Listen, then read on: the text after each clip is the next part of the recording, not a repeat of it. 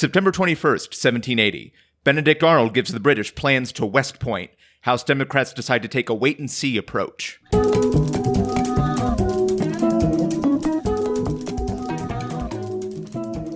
Hey there. Welcome to The Revisionists. I'm Brian Flynn. What was that?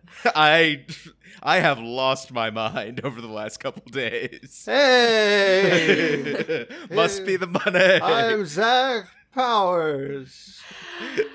You guys, it's too early for the spooky ghost versions of you. Save it for next month. Right, we're too early to be the spectral figures that we typically are. And that voice, listeners, was Shannon Cam. Yeah, and I don't blame you if you didn't recognize me because my nose is extremely stuffed. Also, I meant to do kind of a ghost voice for you. I think it came out a little more Don Pardo. It's okay. My name has so many consonants. It's really good for doing a Chicago accent with, but not much for spooky ghost resonance. It doesn't have this ghost energy. No. Also, Don Pardo is a ghost now, so, that works. Okay. Jesus. R.I.P.D. Starring Ryan Reynolds and whoever else was in that.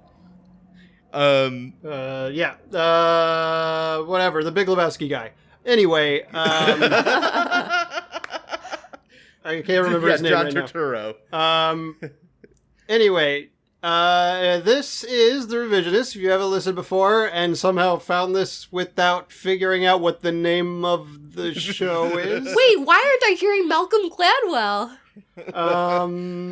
You will. Don't worry. Malcolm Gladwell's right here. He'll be talking later, just like you wanted, listeners.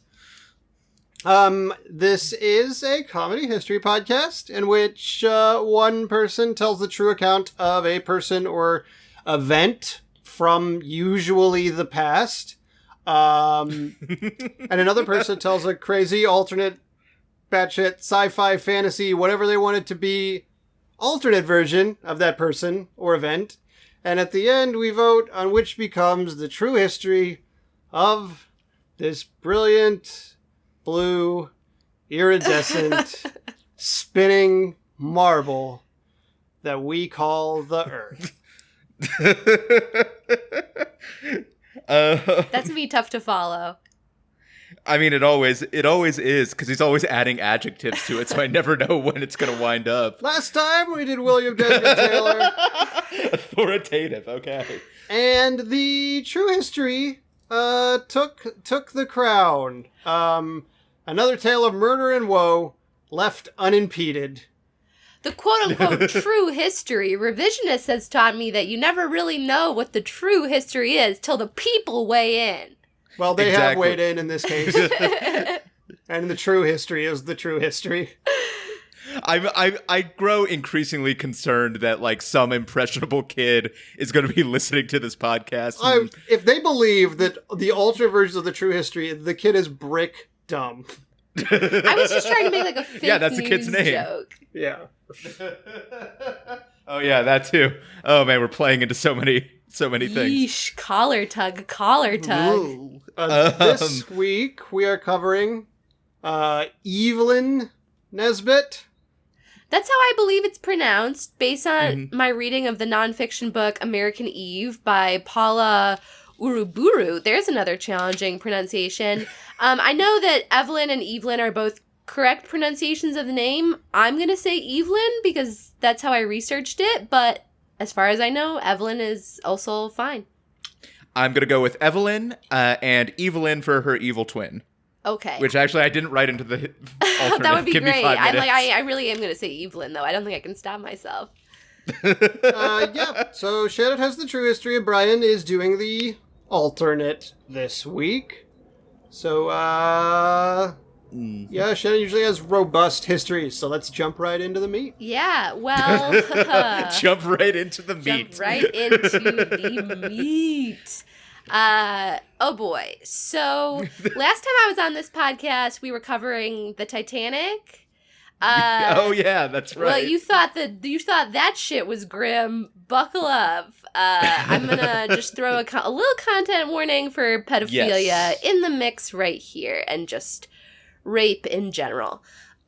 So if you know of Evelyn Nesbit, it's probably because you're a Broadway dork like me, because nowadays she's pretty much best known for being a minor character in the novel, film, and hit musical Ragtime, which is like a historical fiction novel.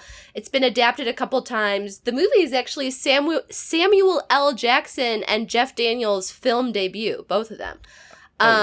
So that right now seems to be Evelyn's main legacy. She's usually portrayed as a vaudeville star. She's the love interest of one of the main characters, who's called Younger Brother. And she's usually shown to be a very shallow party girl who kind of uses men for fame and pits them against each other. In the book, Ragtime, she actually becomes a socialist before fading into obscurity. So, if you know of Evelyn, that's probably how you know of her. Let's see how true or not true that actually is.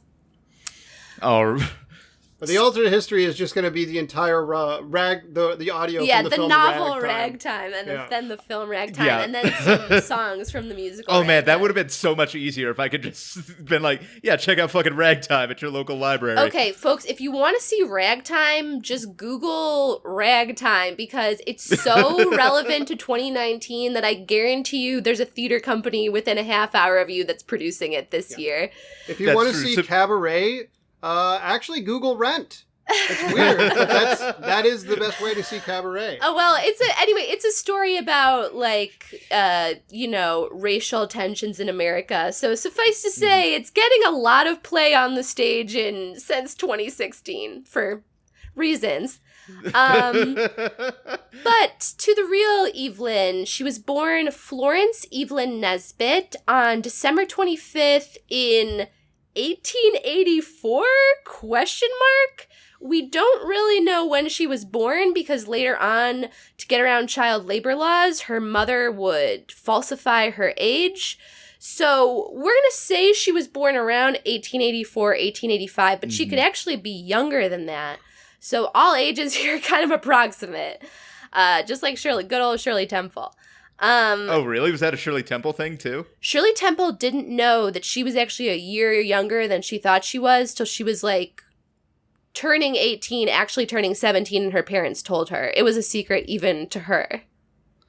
Oh, yikes. Yeah, so yikes is very much the theme of this story. You're going to be like, does Shannon have a very maudlin sensibility? Did she make up, a sick fanfic? I thought Brian was doing the alternate history this week. No, it's all real. Puts Tessa if someone came in with this as the alternate history with everything that's about to happen, I would be like, oh no.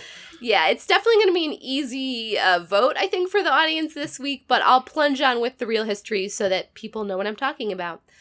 So she was born to a lawyer dad, a stay-at-home mom, and 2 years later, her younger brother Howard came along. He was her only sibling. When Evelyn was about 10, they moved to Pittsburgh from the suburb of Pittsburgh where she was born. And her father, at only the age of 40, suddenly died. It was probably a heart attack. Obviously, being the time period, we don't really know for sure. And he had been the person who was very encouraging of her. So in one fell swoop, Evelyn and her family lost everything. They lost their home. They lost their possessions. They were left with some debts from her father. And she also lost that source of encouragement in her life. Her mother was sort of an unreliable, at times emotionally unstable person. She would fall into these deep depressions and not really take care of Evelyn and Howard. She worked sometimes as a seamstress, but very sporadically. And then she failed at having a boarding house because she just did not have the sort of personality where she could handle something like that. So by the time Evelyn was 14, the whole family, including 12-year-old Howard, were working up to 12-hour shifts at a department store in Pittsburgh. So you think retail now is grueling. You're right, but it used to be worse. Yeah, but at the department store, she was noticed. It's sort of like it makes me think of like in the 80s and 90s when people would be discovered at malls. She was discovered at a department store. But this being like an era when photography was not that common, she was noticed to be an artist model. So she did her first sitting. She sat for 5 hours and earned $1, which is like the equivalent of $30-ish in 2019. So she immediately became really popular in the Pittsburgh art circle, but it's Pittsburgh. I'm not sure how vast that art circle actually was. Oh, Pittsburgh listeners, we love yins. We love you. Oh, so. No, I'm sure it's a tight and awesome community, but Evelyn's mother saw that there were perhaps more profitable pastures out there. So the family moved to Manhattan shortly after that, and Evelyn pretty much immediately fell in with a painter named James Carroll Beckwith, who would give her like letters of introduction to other painters. So basically she sort of just like immediately blew up. Her mom was her manager, but her mom was not looking out for her at all. It was like any job that seems even semi-legit will do. And as a result, a lot of these modeling gigs involved her being partially nude. She was used in tons of advertisements. I mean, everything from like State Farm Insurance to Coca-Cola. She was on the cover of magazines that are still around today, including Vanity Fair, Harper's Bazaar, and Cosmopolitan, as well as one of the biggest magazines of the era, Women's Home Companion. Also, she may have been the first pinup girl because, like, postcards of her in provocative poses were sold. See, I knew about, like, Coca-Cola and a lot of the other... I did not realize State Farm Insurance. I don't know if it was specifically State Farm, but it was some insurance company that's still around today. I was like, oh my gosh, like these are major, major companies. The way you said it, it made it sound like you're like, I have heard of Coca-Cola, but State Farm Insurance. Who is this J.K. Simmons you speak of? What is insurance? You mean J. Jonah Jameson, right? Just a quick pause while you explain insurance. What states are and what farms are. That's what the podcast listeners want to hear in my stuffier than usual nasal Midwestern voice. Well, listen, y'all. I am a baby who needs the words state and farm. We all went to public school. It may not be State Farm. Please don't drag me on the Twitter that I don't have.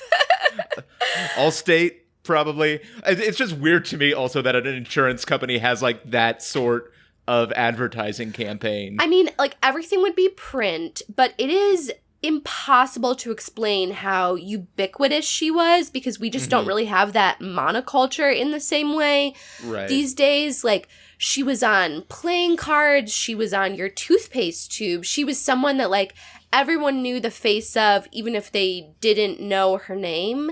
And then it got even crazier because she modeled for Charles Dana Gibson. And if you're thinking that name sounds familiar, he's the guy who invented the Gibson girl, which is like the defining fashion icon. Yeah, it was a show on the WB about some women in New England. What is that, Gilmore pinning or up their Gossip hair, Girl? Coffee, and the Triangle Shirtwaist Factory. Very different show. Very different. I couldn't tell if you were going Gossip Girl or Gilmore Girls at first. So. I'm thinking Gilmore was New England, but the other one might be too. I have not seen either of them. Gossip Girl is in New York City, which is where Evelyn is right now, and she's making about $5 to $10 a day, despite being, like, at this point, literally one of the most famous people in the country, but totally by sight, not by name. And, like, to explain truly how she was in everything... Obviously, this being the late 1800s, she was doing a lot of portraying people of other races as well. Like, she was frequently cast in advertisements as, like, a geisha or a Roma girl, like, stuff like that. Like, she was everywhere, even in the most tasteless of situations. Yes. Today she's governor of Virginia. And Prime Minister of Canada. Yeah. To be fair, I think, does $5 to $10 a day in that time translates to 6 figures now, I feel like. It's like $300 a day now. Yeah. So yeah, she definitely is doing better than most people in her field, but at the same time, they're living in Manhattan, and it was actually very hard for the family to get by, since Evelyn was pretty much completely supporting her very mentally unstable mother and her younger brother, Howard, who was still an actual child. So not one of these fake children you see nowadays. Well, you know what I mean. Like, they were both not really just like a sack kids. of flour that they put clothes in. It's for not like a school Steve Buscemi project. 30 Rock situation. This was a real child. Her brother was not Steve Buscemi with a skateboard. You know what I mean? When I say he's a kid, I don't mean he's like a college kid who is a kid. Okay. So then she moved on to work as a chorus girl. This was a time when a lot of shows on Broadway were just like musical revues, pretty much like singing and pretty girls dancing. She was in a show called Florodora, which is such a late 1800s name for a show. Yeah. It was super popular and long running, but the other chorus girls nicknamed her Flossie the Fuss, because remember, her real name was Florence. Wow, they really got her? Well, that's what apparently spurred her to officially start going by Evelyn instead of Florence. I don't know. Maybe Fuss was like a way harsher insult in the 19th century. Adjusted for inflation, it's like really bad. Yeah, it's terrible. I mean, she was like 14, and the other women in the show were probably older teens and women in their young 20s. So it may just have been like feeling like the older girls were ganging up on her, you know, an 8th grader. Yes. So after that, she was in a Broadway show that had like some semblance of a plot-ish called The Wild Rose. And she played, you guessed it, a Roma girl named Vashti. No comment. So just another example of the whitewashing going on during this time. And a New York Herald article was written about her, but it was only written about her looks. It was like, you can go to this theater and see a beautiful girl. Read all about it. This is a news story. This is somehow news in the biggest city in the country. Yeah, they didn't talk about like the show or her performance at all. Just her face. So, you're probably thinking, so far, this sounds like, you know, your classic chorus girl story, and it's going to continue going on in that direction, because here's where we get to the terrible, terrible men in her life. Yes. Starting with Stanford White, who is a famous architect. He's designed a lot of buildings, especially in New York, and including Madison Square Garden. Remember that for later. He had a big, dumb mustache that stuck out far on either side of his face. Google this. I cannot explain with words how stupid he looked. He really looked dumb and bad.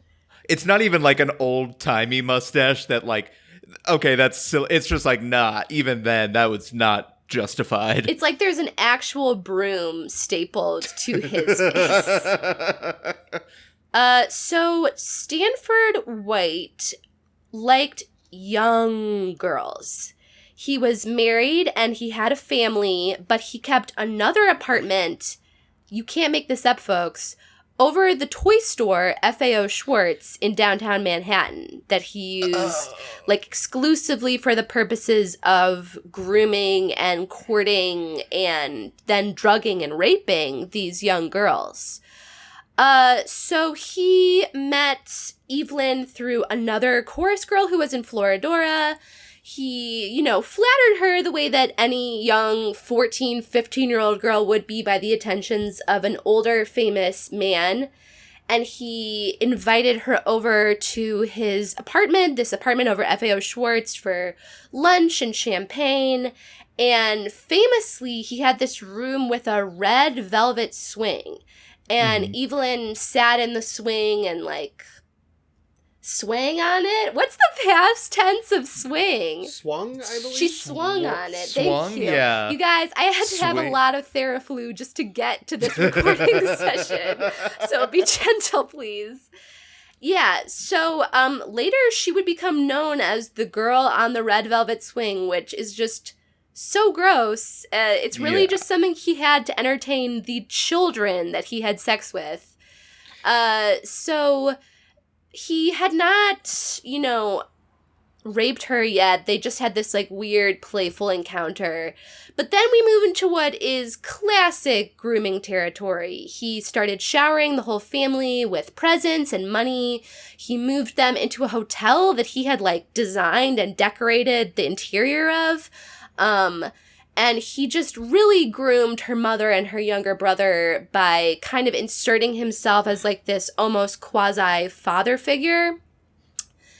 And then he had her back over to pose, I guess. He wasn't an artist, but he did, like, do some amateur photography. That was probably, like, the pretense that he had her over under. And he brought her into this mirrored room. This seriously sounds like something from a Dario Argento movie. I'm not trying to be flippant. Like, those are horror movies, and this is a horrifying situation. The details of it are like so many of the details are like so alien and insane on their own that so some of the details I'm going into, I feel like in any other situation I would just leave them out, but what you need to understand is that as sick as it is, this is what Evelyn was famous for. She was like a sex symbol, and these specific sexual encounters became the topic of a lot of discussion and press and were a big part of her story. Okay, so he brought her into this mirrored room, he drugged her champagne, and he raped her. And after that, they had a continuing affair, which isn't really surprising. A lot of victims, especially after being groomed like that, continue to stay in that kind of contact with their abusers. But he continued to have many other sexual encounters with other young girls, which he kept track of in a little black book, which Evelyn didn't like. I don't know if she didn't like it for the right reasons, but she did not like that. So she continued to see other men. She had an affair with John Barrymore, the John Barrymore from the famous acting family, when he was 21 and she was about 15. They were briefly engaged, but they were broken up by her mom and Stanford, who conspired together and basically had her sent away to a boarding school in the country until Barrymore backed off. And then she met Harry Thaw. Oh, Harry Thaw. Yeah. Oh boy. He is like a Listeners, you might notice villain. by our noises that things are about to get worse. Yeah, you're like, oh no, she's already in the clutches of this serial pedophile who's like, and I'm not saying this to be funny, the Cosby of his time.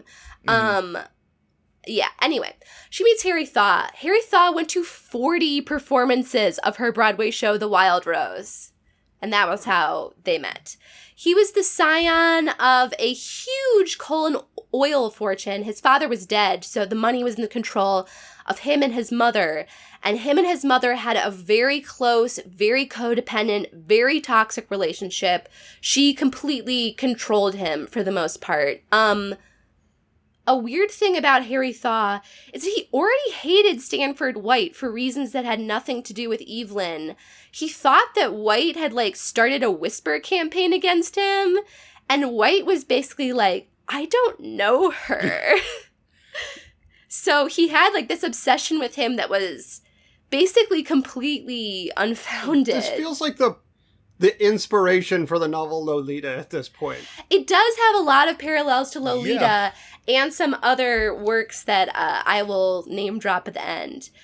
So Thaw courted her with a fake name because he thought if he said who he was, she'd know about his fortune. But then he told her who he was. He told her who he was, and she was like, nah, okay. She wasn't really that impressed one way or the other. So then there's a little question mark in Evelyn's history. Around this time, in the middle of her courtship with Harry Thaw, she went to Europe for some kind of surgery. And this being the time period that it is, and her affair with John Barrymore being what it was, not to mention the fact that she was probably still having sexual encounters with Stanford White during this time, modern scholars think it was probably an abortion, but there's no way to know.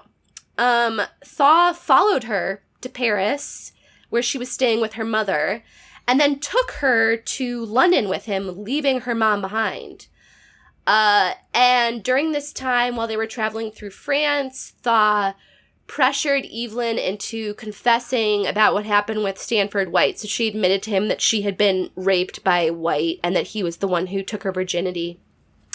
They went to Joan of Arc's birthplace in Domremy, France, and Harry Thaw wrote in the guest book of Joan of Arc, she would not have been a virgin if she'd met Stanford White. Yeah. Yeah. So that is Harry Thaw for you. He takes Evelyn to a Baroque castle in Austria where all the servants stay in one wing and Evelyn and Harry stay in the other.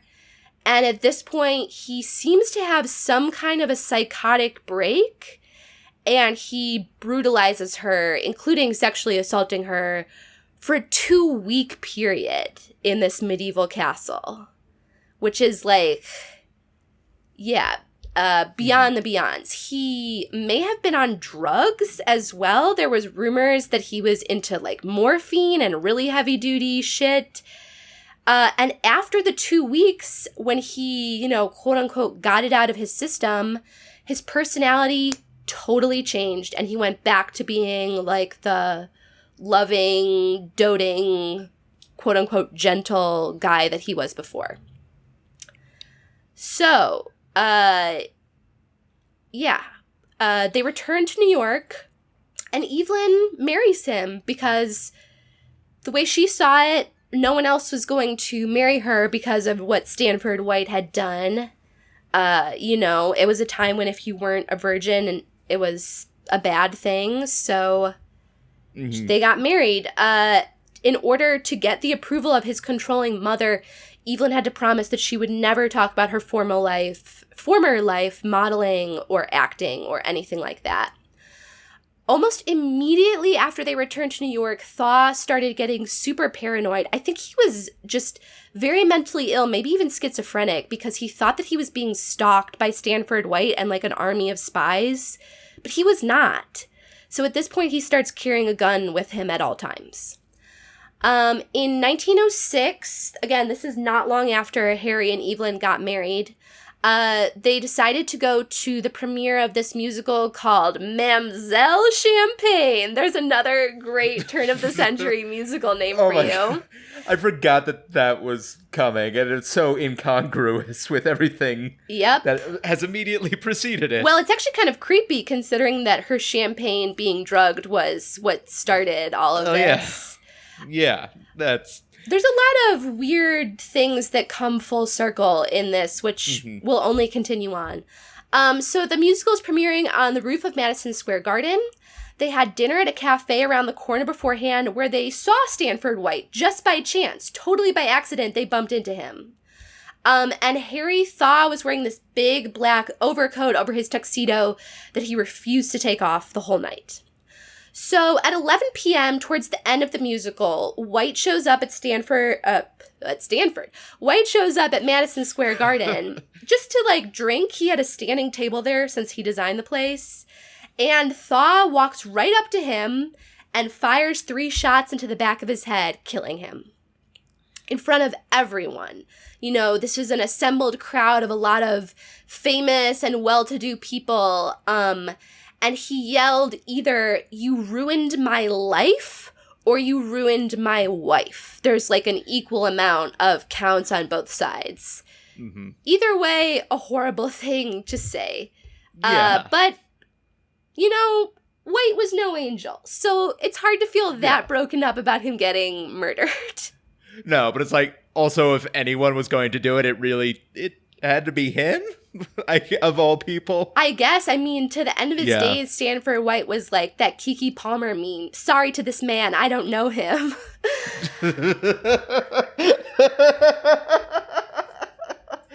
Perfect. When he did refer to him, he called him the Pittsburgh Pug because of Thaw having a kind of droopy face. So there was immediately ensuing chaos. Obviously, people are screaming and freaking out. Evelyn was in a state of complete shock, and she kept asking Harry, "What have you done?" And he said, "I just saved your life." Because he really believed in his mentally ill state that Stanford White was, like, hunting them down to kill them. He's just going through the crowd, waving the gun he just used for the murder over his head. He's not hiding this at all. And in the chaos, Evelyn was able to get to the elevator and escape as the police were coming in to arrest Thaw. So the press coverage was as ubiquitous as Evelyn's face had been on magazines and in advertisements. They called it the crime of the century. It was 1906, and as the musical Ragtime jokes, there were 94 years to go. It was like front page news. Any tiny detail of the crime, anyone who was remotely connected got covered.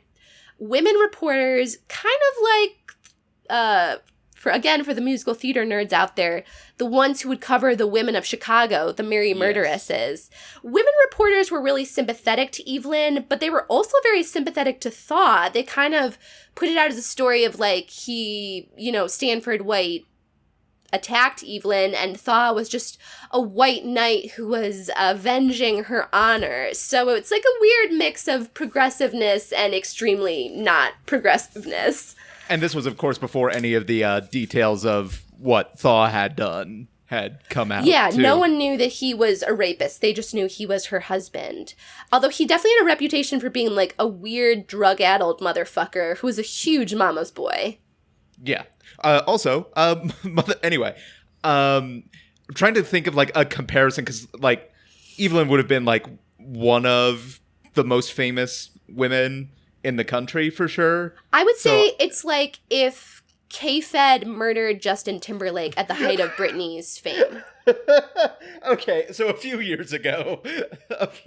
Oh, you want, like, the today equivalent? Well, no, I was trying to think of that, but I think that's perfect, honestly. Yep, I do not. I forgot about K-Fed. Kevin Federline. That's a name you haven't heard in a while, have you, America? I actually just heard of him again the other day in, like, a news story. I can't remember what it was. Yeah, he's like a cockroach. There's no way it's that easy to get rid of him. Oh, shit. Our new sponsor, Kevin Federline. And his whatever. I couldn't think of a company. Guys, it's late. His anyway. do-rags? I don't know. His do-rags. Yeah. Obviously, a lot of the press coverage was about how, like, Evelyn's beauty drove men mad. It was like a magnetic, supernatural power. Or about how Harry Thaw had recently played the Joker. And... He wasn't sleeping. Teddy Roosevelt got really fired up about the press coverage. Didn't like the amount of press coverage it was getting during a time when there was a lot of turmoil surrounding workers' rights in America, which, fair complaint, I guess. Yeah. But it's hard not to feel incredibly sad for Evelyn during this time. Mm-hmm. She was completely abandoned by her mother because Thaw's defense team was basically trying to construct a case against her mother, saying that she had prostituted her daughter. And her own little brother, Howard, had been so groomed by Stanford White that he blamed Evelyn for Stanford's death and was very upset at her for that. So... really tough stuff. Thomas Edison is another famous figure who got in on this mess. He was working on creating some of the earliest films, and one of the first ones that he created, which he apparently was so eager to make that he rushed into production, was called Rooftop Murder. Exclamation point. So naturally, the crime of the century was followed by the trial of the century. Mm-hmm. Mama Thaw, as Harry called her, was very anti the insanity defense, which obviously should be the defense.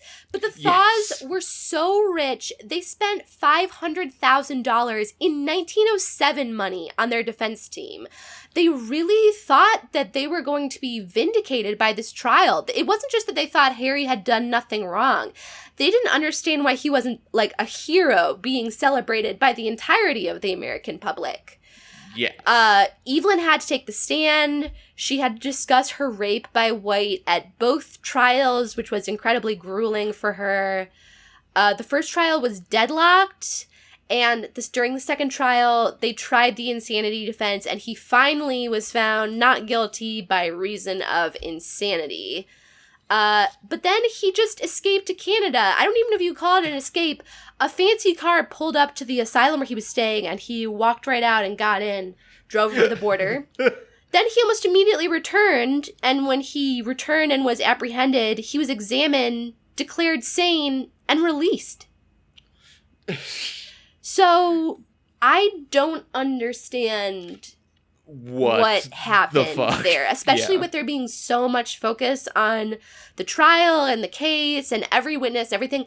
I do not understand how that happened. I think it was just their wealth. It's like honestly the only explanation. Well, it's the only time I can think of like someone escaping from custody and then returning in like a very short window of time and then being like, it's cool, like, we'll call it even. He fled to Canada in 1913 and returned to the States and was declared sane by 1915. So it truly doesn't make sense. But anyway, during that time, when he was briefly imprisoned, Evelyn got pregnant. She says it was by a conjugal visit with Thaw, but again, that's another aspect of her life that's somewhat disputed. She always held that Harry was her son's father, but she may just have been trying to save him from being labeled a bastard. Her son, Russell Thaw, appeared in films with her because right after the trial, she had like a brief short film career where she basically was just playing herself. So her son would appear with her in those. And he grew up to be a World War II hero. He was one of, like, the most notable pilots of the Americans in World War II. So after this brief film career that Evelyn had, it just didn't work out because she was still only known for this horrible crime and these crimes perpetuated against her, and that was all people wanted to see her as. She had a brief vaudeville career dragging up through, like, the early 1950s. But it was, again, like, more of a curiosity, like, coming out to see this woman who had been the subject of speculation a long time ago. And in 1955, she consulted on a very fictionalized movie made about her life called The Girl on the Red Velvet Swing, which definitely romanticized Thaw and made it seem like, oh, he was, like, her savior and protector. And she died in obscurity in California in a nursing home in 1967 at the age of around 82, but we'll never really know. But she did stay in contact with her son for her whole life. To this day, she's still sexualized. If you search for her on Etsy, you can find topless photos of her for sale, and she had to be like 13 or 14 when those were taken. There are also a lot of popular photos of her reenacting the night of her rape. She's wearing a kimono and laying on a bearskin rug, which is, according to her, what happened in the mirror room. And I found articles from 2018 that referred to her as a sex goddess. So, it's interesting. I think she's never really gotten her due in the mainstream. Obviously, there have been a lot of books that have reevaluated her, but yeah, to this day, she's still a sex symbol. The character Gillian on Boardwalk Empire was loosely based on her. And I read in some places, I'm not sure how true this is, that the author of Anne of Green Gables saw a specific picture of her that she used as her, like, basis for the description of the adult Anne in the Anne of Green Gables series. So yeah, her legacy is around, mostly through the Gibson Girl and the musical Ragtime, and maybe even through Anne of Green Gables, but her true story is little known. Yeah, it's one of those things that comes up every so often on the show where it's like, oh man, this happened in the early 1900s. I'm glad we're living in such a different time. And then you realize, oh no, not at all, really. Yeah.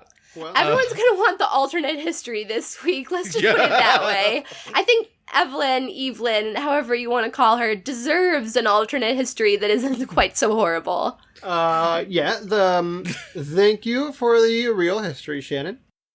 Hello, everybody. I'm JD Lopez, the host of Left Hand Right Brain. It's a free-flowing, wide-ranging conversation that I have with artists doing interesting and creative things here in Denver and beyond. We talk about their personal stories, break down their creative process, and what motivates them. Spoiler alert, it's mostly spite. We talk about all these things and more while kicking back, cracking wise, and always having a good time. You can find old episodes and everything you need to know at lefthandrightbrainpod.com. And I believe that brings us to Brian. Changing the tone. Yeah. I can't remember if this was on air on the last episode that I said this, or if it was just after. But I had said that whatever my next alternate history was, I was planning to make it a Gremlins 2 thing. And I decided this wasn't the one to go with. Every time an artist paints her, another version of her comes to life. That seems like Stranger Than Fiction meets Multiplicity to me. Oh, weird. Funny you mentioned Stranger Than Fiction, because that's part of... Anyway. I went in a bit of a different direction. As we've mentioned before with certain topics, alternates are very hard to write, especially as a writer in every position of privilege. This is set after the it's an alternate. It's the most alternate.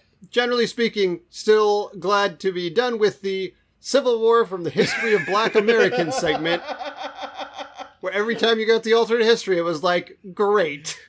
Super. And we got the alternate history every time. Except for Janae's. Oh, yeah, except for Janae. So, and this is also the first alternate history I've done with just sort of a bare outline that I'm going to mostly improv. One day, this is long after the dust of the trial has settled, and Evelyn has resumed a quieter life.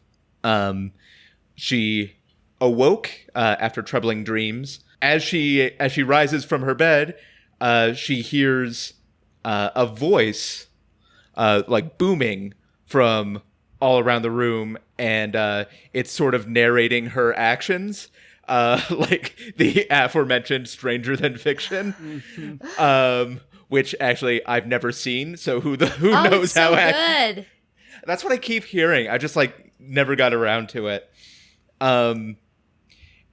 So the voice is narrating her actions, and it's saying verbatim, one day Evelyn Nesbit awoke after troubling dreams, but it's saying it in a very a thick German accent. Wait, are you saying this podcast, and specifically your alternate history, is Stranger Than Thingsing Evelyn Nesbit through time? Stranger Than Thingsing? Stranger than Fictioning. Stranger Than Thingsing. Then a Demogorgon appears.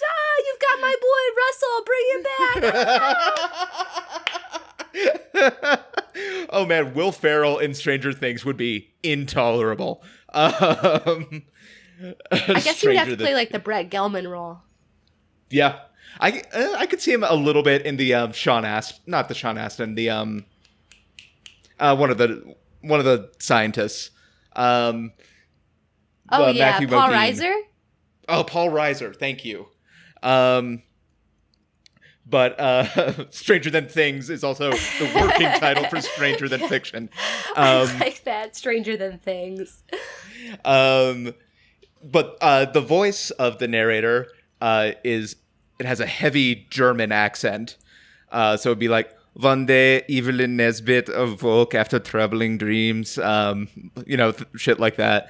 I can't German accents. That's the best I can do. Y'all. So she's obviously confused at first. She doesn't know what's going on. She doesn't know if she's dreaming. She's hallucinating, but the voice continues narrating. Evelyn went to prepare breakfast. It's very Werner Herzog. I mean, he's German, so... It fits. Think of another famous German. Yeah, well, there's some. Who you would like to be narrating your life. Fair enough.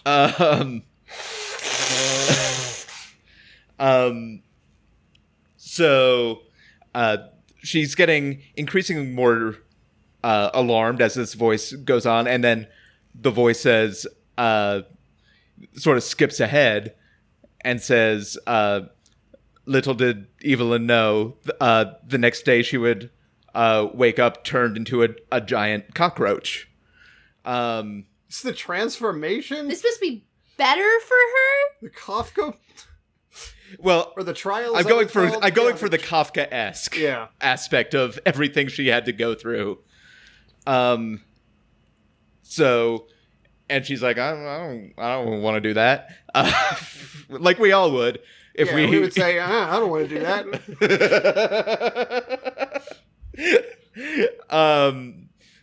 And, at that point, it's basically the plot of the Metamorphosis, That's the one.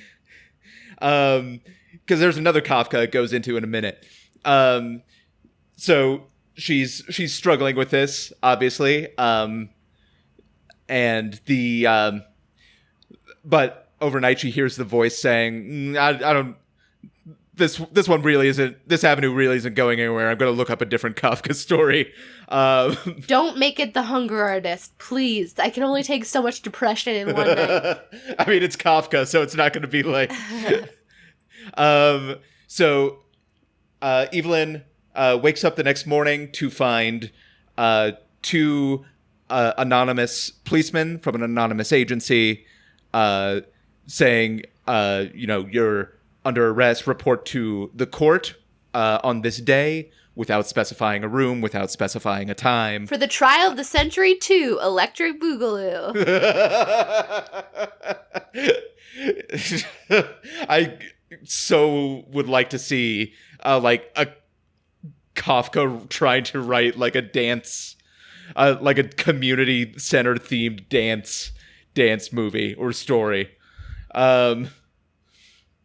So, she shows up, she finds the building, she doesn't know what's going on, she finds all these people have turned against her, and she has no recourse no matter what she does.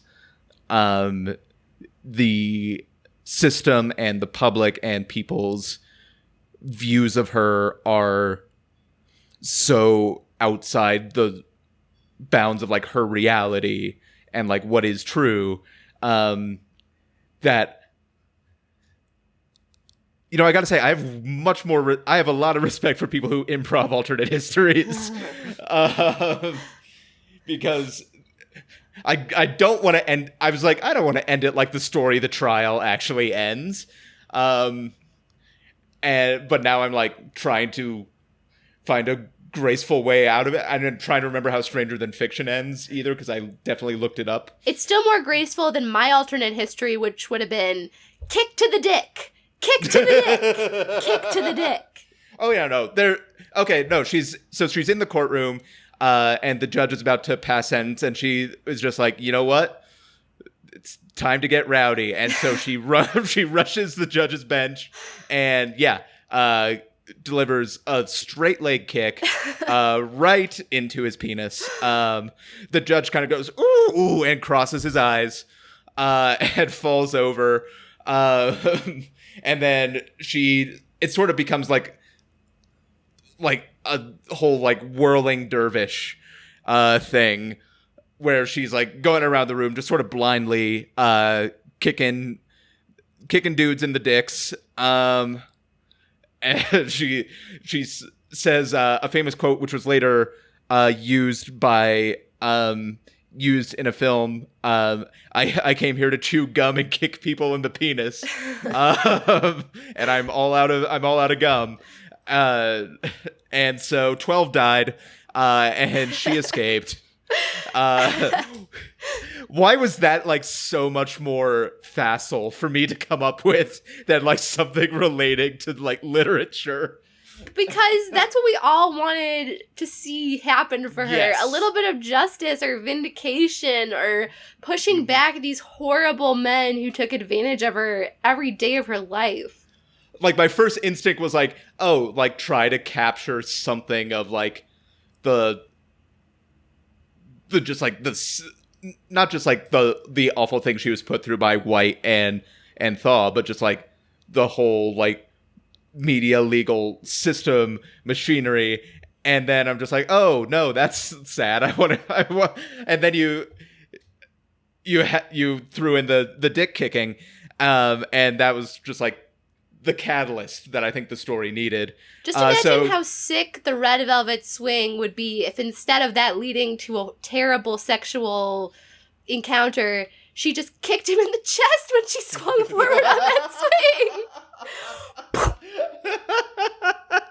Then walk down Raid FAO Schwartz, baby. You're 14 fucking years old. Yeah, then it turns into fucking Big for some reason. She dances on a giant piano. Yeah, then she walks out the door, hops on her motorcycle, and rides away. Oh man, now I feel good. So that's the alternate history, y'all. Look, it's been a week. Also, I'll just say that. So, listeners, before we move on, I just want to say you can always leave us a comment or ask us a question. Write us a letter at revisionistpodcast.com. We have a few letters in the mailbag we've been meaning to get to with a mini episode, and we will at some point soon, I promise. It's a busy time for everyone. Yes, it is. You can also find us on all the social media platforms, I think. All the ones I know about. Facebook, Twitter, Instagram.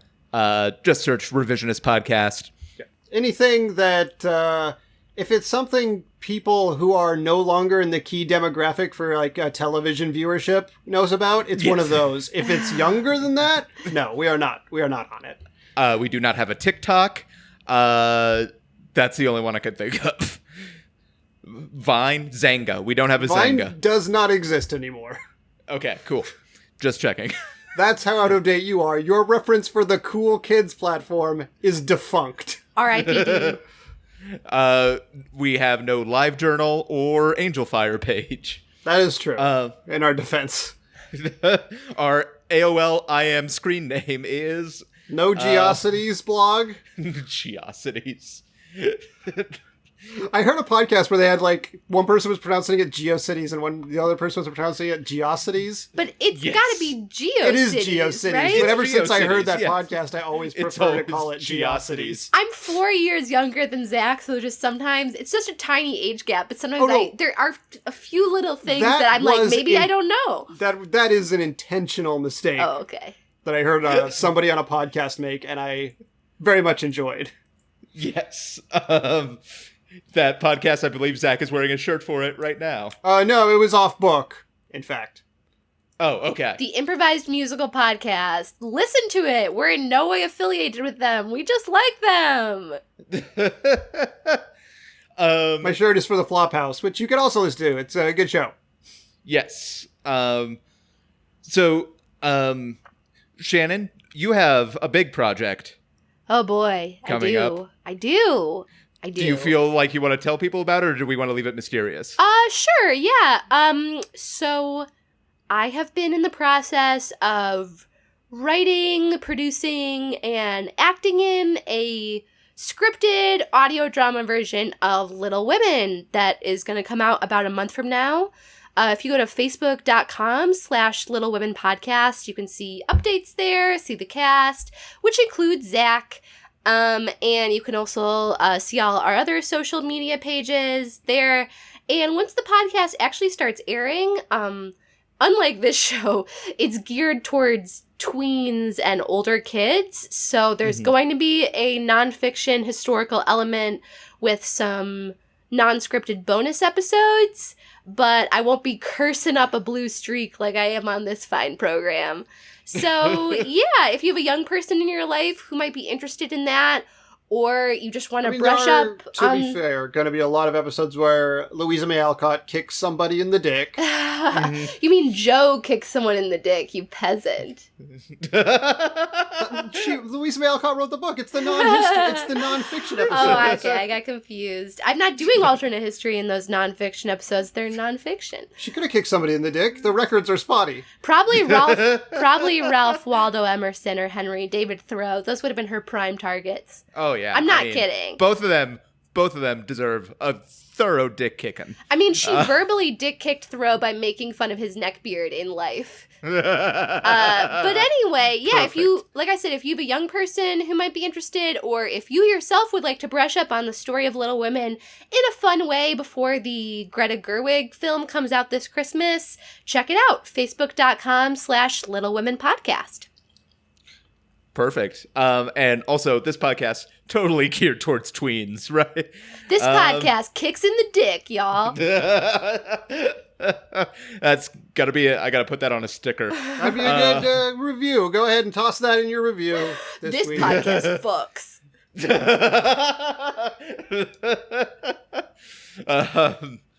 Yeah, Malcolm Gladwell's revisionist history. It kicked you in the dick. As for me, listeners, if you're real quick on the draw, you could head out to Tandem Bar tonight to see Know Your Shit, comedy TED Talks, hosted by me. The theme for this one is villains. Describe what today is in reference to tonight. Oh, yes. September 21st, 2019. Okay. Zach AD. should do a villain TED Talk about Scar. He's a big Scar lover. Yeah. Classic Scar lover. The evil lion. There's a number of villains. I could do an old Hans Gruber's one of my favorites. I just like British sort of wilting villains. I do recall now seeing one of you post something on Facebook about a debate regarding Scar and the hyenas, I believe. It's been going on for years at this point. It's an ongoing... It's well-trod territory. Yeah, we can't get into it on air. The podcast will be 5 hours long. Awesome. But if you can't make Know Your Shit, you can also check out my latest article for Westword at westword.com, which is my first full-length cover story for them. If you're interested in history, there's a lot about the history of the Japanese community along the West Coast and in Denver specifically. So check that out. Westword, just search Brian Flynn or Sakura Square. But Zach, you're the judge for this episode. Obviously the real one was very depressing. The second one started out like Brian had a signed reading over the summer, and he was like, now I have to give my book report about it. I've been packing to move, so yeah, it's been kind of like that. And then it kind of became a collaborative thing, which presents me with the loophole. If I pick the alternate, even though it does not undo the horrific events of the original storyline, both people kind of win because it truly was a collaboratively created alternate history. So, in the interests of mutual victories after the story of this woman who never won ever. Yeah, Jesus. Let's eke 2 wins out of the sad story of Evelyn Nesbit and go with the alternate. Well, listeners, if you want to come out against this show of unity, you could do that by voting on Patreon or on Instagram. But then go watch the musical Ragtime to educate yourself about unity. Yeah, you know what? Before you cast your vote, watch Ragtime, and then you got to really think about it. And go ahead and read Anne of Green Gables too, just in case. Just cover all your bases, and then watch what are there 6 seasons of Boardwalk Empire? You need to make sure you have a fully balanced and fair view. Are there really 6 seasons of Boardwalk Empire? Shit. Oh, I don't know. I did not. Something like that. I did didn't not either. watch that many seasons of Boardwalk Empire. Yeah, I got 2 or 3 in, and then And in defense of, yet again in defense of Evelyn, I do not believe that Evelyn and Russell Thaw ever had a relationship like Gillian and Jimmy on that show. Enough no. said. Enough said, true believers. It's still got Stevie Boosh in it, so I might check it out someday. a fine program. It's got Stevie Boosh. It's got Michael K. Williams. There's worse things to watch. All right. I think that'll do it for this episode. Shannon, thank you for joining us, despite being sick. Oh yeah, I'm really passionate about this subject, I have to say. I mentioned it before, but I'm gonna mention the name of the book I read one more time. Yes. It's American Eve by Paula, don't let me butcher this name, Uruburu. Uruburu. I did my best, folks. It's like Ouroboros without the S, kind of. Yeah. Check out that book. It's on my library hold list, honestly.